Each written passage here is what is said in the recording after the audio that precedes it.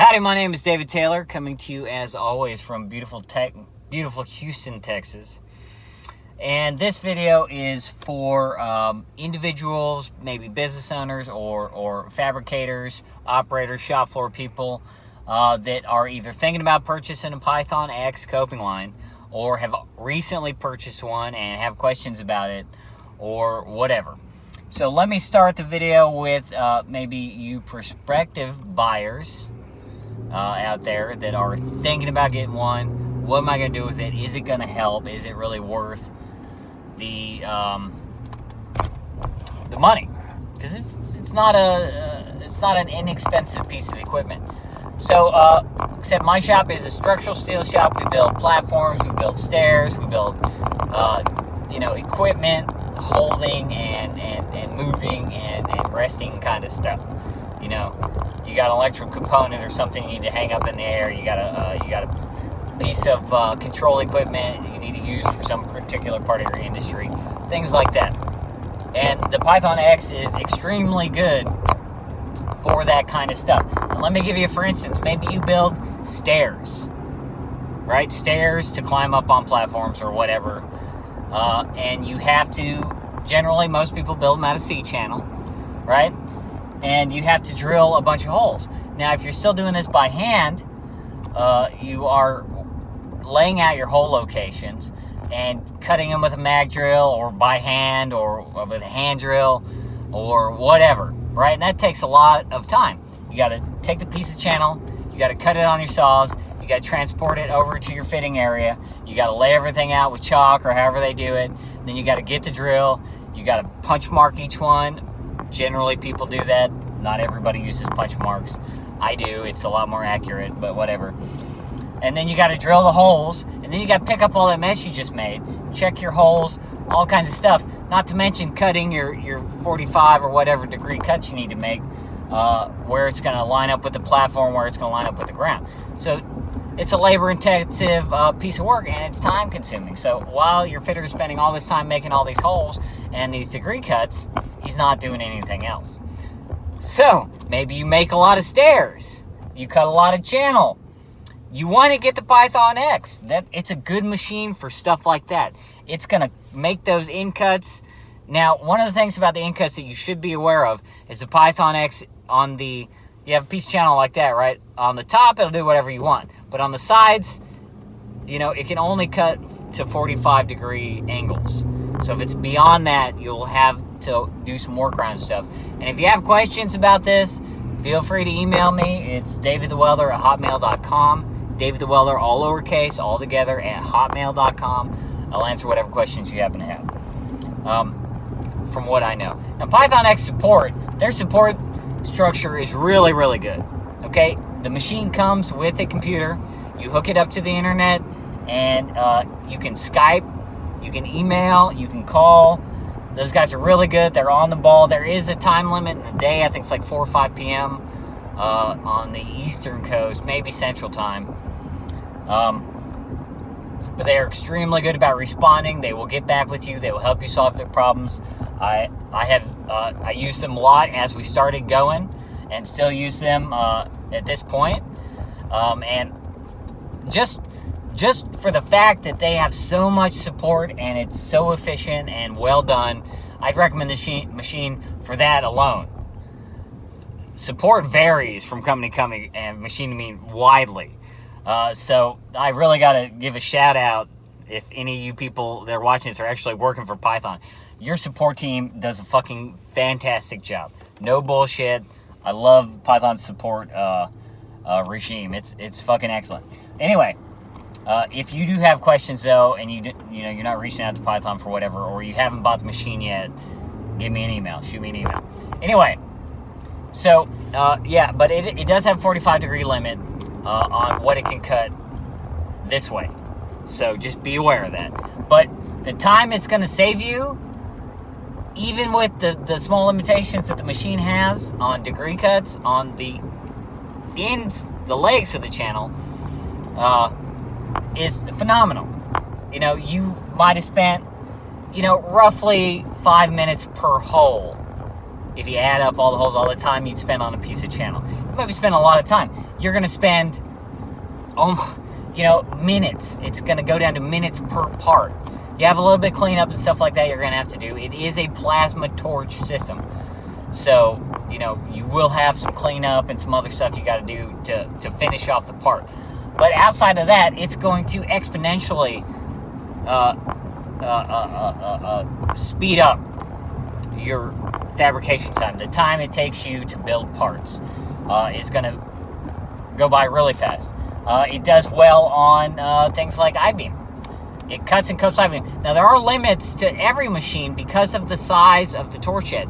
The torch head is 2 inches across.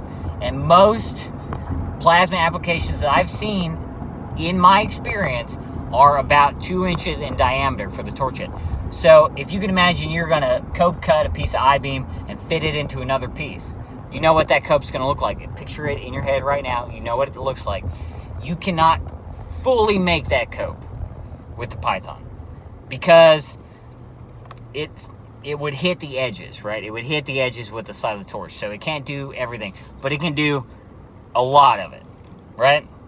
And if it's got holes or slots or shapes that need to be cut along the web or the flanges of the I-beam, it's going to make all those copes and cuts very nicely with a pretty dependable repetition. So it's definitely good for fitting I-beam. If you're going to build a structural component, skid, or something like that, it definitely has its charms. And again, there are limitations to that. But we're talking about, instead of having to saw cut it, move it to the fitting area, lay it all out, hand cut it with a torch or plasma or whatever method you use, and then clean that and then fit it. The Python's just going to be, you bring in a 40-foot or a 60-foot stick, you run it through the Python, and you do a little bit of detailing, finishing work behind it. So it's going to way cut down on your processing time. And that's the beauty of the Python X, is that it cuts down on your processing time. It will not, in any circumstance, eliminate wholly the time you have to put hands on the material. It's not going to do that. That's completely unrealistic for you to want that anyway. But it's going to cut way down on your production time. And that's the key, that's the magic of it. Now, it uses several different file types. I happen to use NC1 files. At my shop, we use SolidWorks to create 3D components, and we use a platform by a company called Sigmatech, and it's the Sigma DSTV conversion. It's an add-in for SolidWorks, and what you can do with it is it's going to take a 3D model, and I believe it'll work for the AutoCAD 3D as well. It's going to take that 3D model, it's going to turn it into what's called an NC1 file, a numeric control file. Once it does that, you can take that file with some changes and upload it to the Python system and cut your parts according to that file. Now, when I say a few changes, there are different versions of the software that I have encountered, right? The one we use, the Sigma DSTV, is because it is the most seamless software available for SolidWorks, and that fits with our particular design regime very well. You may use AutoCAD or something like that instead, and you'll have a different setup than I use. AutoCAD works great too. It's a different kind of file type. So if you are happening to be using NC1 files, if you're using SolidWorks, definitely get the Sigma DSTV add-in, because it's just far easier. You can take whole assemblies and break them down, and it's pretty good. There are some things that Sigma could do better as well, and I'm pretty sure they're working on that kind of stuff. Although lately they have added service fees, and I think they want you to pay for support and stuff like that now. And these companies, I'm not trying to shit on Sigma DSTV. I think their product's absolutely wonderful product, and I like it a lot. And I realize that they have to make a profit margin on stuff like this, because you sell the software one time, and that's it. If you sell a lifetime software, you don't get any more money out of that software. So it makes sense for businesses to add to their profits by getting support fees and stuff like that. And, you know, it is what it is. However, Tom Ramsey for County Commissioner Precinct 3. Yeah, dude, we're not voting against Raddick, dude. Sorry. Anyway, my fault. It's election season. So, I get why they're doing it. I understand it. I don't like it, but, you know, what are you going to do? There are things that I think DSTV could do a little better that I'd like to see personally. But, again, I'm not trying to trash it. I use it every day.